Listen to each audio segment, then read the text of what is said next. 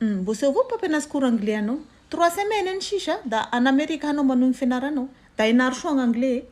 Ala ko tava mama ti prof d'anglais na lano nati. Ho shanganganga bjeng posini. Fomban'olo intelligent ho shanganganga vo ngi posini. Meilleur prof de Madagascar en zeb mangaraka nazy Mr. Fabrice.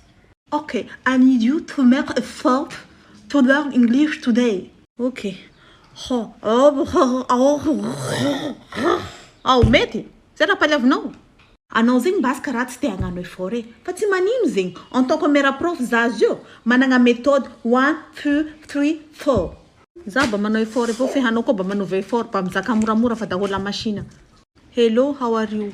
Oh, bah, c'est pas comme ça, Asno. Hé, le cararano, Asno. How anaty lo, hé, Asno zing. How are you, Asno, you, how are you?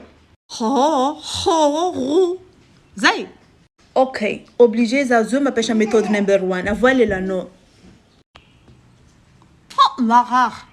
Et ouais, marar in English is zing painful. Painful. Oh yes, if you want, you have. If you don't want, don't have. Se in américain pas des journées chachalant or expense, vous chaque zaka mnero. Ok, bas. Méthode number 2. Méthode de pipette, my name is, my name is. Yeah, it's like this. If you want, you have. If you don't want, don't have. Mama no, papa no in English, please. Madera da fadera. Mama zanti modera. Papa zengt fadera. Mada. As no zeng fada. Radniv no mi pisk. Ha? Ano bas me vola English zengt met pisk. Radniv no. Ang mga ragzan tenga da manish impermeable vo. Ok, méthode number 3. Méthode spaghetti. Exemple zeng te aturiza. As no, I want to sleep.